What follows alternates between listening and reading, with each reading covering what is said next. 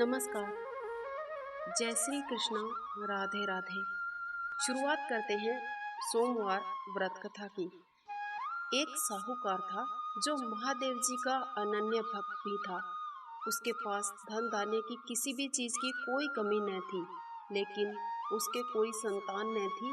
वो इसी कामना को लेकर हर रोज महादेव जी के मंदिर में जाकर पूजा अर्चना किया करता था और दीपक जलाया करता था। इस भक्ति भाव को देखकर एक दिन माँ पार्वती ने महादेव जी से कहा, हे प्रभु, ये साहूकार आपका अनन्य भक्त है।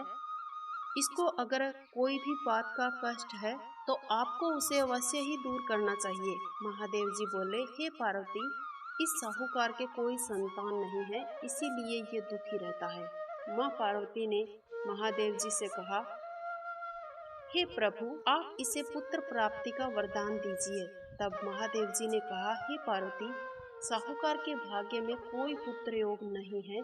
ऐसे में अगर मैं इसे पुत्र प्राप्ति का वरदान दे भी दूंगा तो वो केवल 12 वर्ष की आयु तक ही जीवित रहेगा।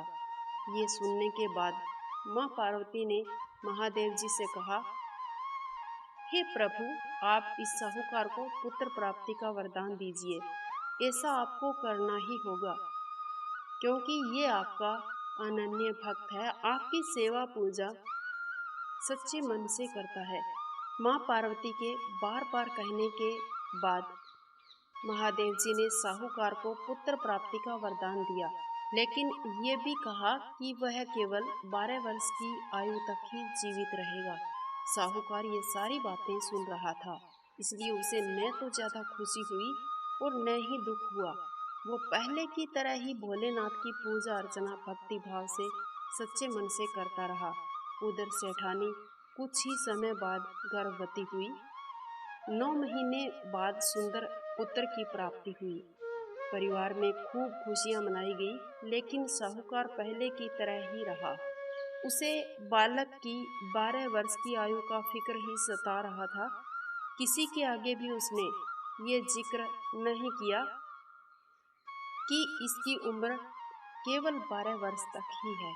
जब बालक 11 वर्ष की आयु का हुआ तो एक दिन साहूकार को सेठानी ने बालक के विवाह के लिए कहा, तो साहूकार ने कहा कि वो बालक अभी पढ़ने के लिए काशी जी जाएगा। इसके बाद साहूकार ने बालक को अपने मामा के साथ काशी जी पढ़ने के लिए भेज दिया और कहा कि आप जिस भी स्थान पर रुके वहाँ यज्ञ कराते जाना और ब्राह्मणों को भोजन कराते हुए आगे बढ़ना। उन्होंने ऐसा ही किया। रास्ते में एक राजकुमारी का विवाह हो रहा था। जिससे उसका विवाह होना था वह एक आंख से काना था। उसके पिता ने जब अति सुंदर साहूकार के बेटे को देखा तो उसके मन में ख्याल आया कि क्यों न इसे ही घोड़ी पर बिठाकर शादी के सारे कार्य संपन्न करा लिए जाए। तो उन्होंने मामा से बात की और कहा कि इसके बदले में वह अथाह धन देंगे अगर आप ये कार्य करने के लिए राजी हो जाएंगे तो। ऐसा सुनकर वो भी राजी हो गए। इसके बाद साहूकार का बेटा विवाह की वेदी पर बैठा और जब विवाह कार्य संपन्न हो गया तो जाने से पहले राजकुमारी की चुनरी के पल्ले ये लिखकर चला गया कि आपका विवाह तो मेरे साथ हुआ है, लेकिन जिस राजकुमार के साथ आपको भेजेंगे वो एक आंख से काना है। इसके बाद वह अपने मामा के साथ काशी जी पढ़ने चला गया। उधर जब राजकुमारी ने अपनी चुनरी पर यह लिखा हुआ पाया तो राजकुमार के साथ जाने से मना कर दिया। तो राजा ने भी अपनी पुत्री को बारात के साथ विदा नहीं किया। बारात वापस लौट गई। उधर मामा भांजे काशी जी पहुंच गए थे। एक दिन जब मामा ने यज्ञ रचा रखा था तब भांजा बहुत देर तक बाहर नहीं आया। तो मामा ने अंदर जाकर देखा तो भांजे के प्राण निकल चुके थे। वो बहुत परेशान हुए, लेकिन सोचा कि अभी रोने पीटने से कुछ नहीं होगा। ये ब्राह्मण चले जाएंगे और यज्ञ का कार्य पूरा संपन्न हो जाएगा, उसके बाद ही कुछ बात करेंगे, वरना यज्ञ का कार्य अधूरा रह जाएगा। जब यज्ञ संपन्न हुआ तो मामा ने रोना पीटना शुरू कर दिया। उसी समय महादेव जी और पार्वती जी उधर से जा रहे थे। तो माँ पार्वती जी ने महादेव जी से पूछा, हे प्रभु, ये कौन रो रहा है।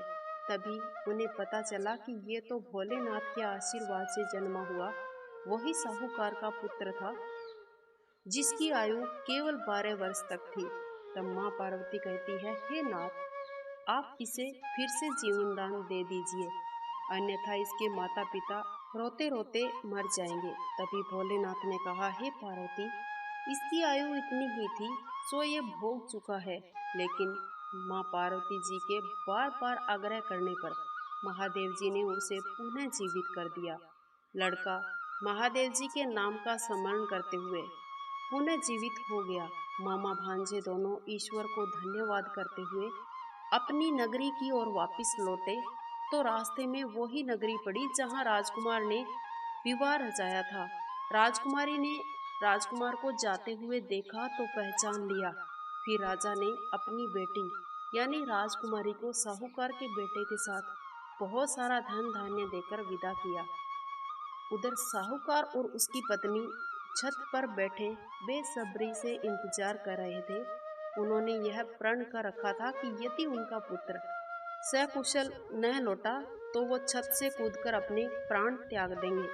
तभी लड़के के मामा ने आकर साहूकार के बेटे और बहू के आने का समाचार सुनाया, लेकिन वो नहीं माने। तो मामा ने शपथ पूर्वक कहा। तब वो दोनों विश्वास के साथ नीचे आए। दोनों ने अपने बेटे और बहू का स्वागत सत्कार किया।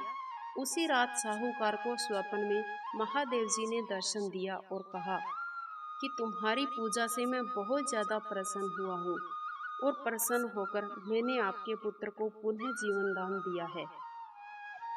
इसी प्रकार जो भी भक्त इस कथा का श्रवण करेगा उसके समस्त दुख दूर हो जाएंगे और मनवांछित इच्छाओं की पूर्ति होगी। आज की कथा यहीं तक। अगर वीडियो अच्छा लगा है तो जाते जाते इसे लाइक शेयर करके चैनल को सब्सक्राइब अवश्य कर देना, ताकि आने वाले हर एक वीडियो का नोटिफिकेशन आपको सबसे पहले मिल सके। मिलते हैं नेक्स्ट वीडियो में। वंदे मातरम। जय श्री कृष्णा।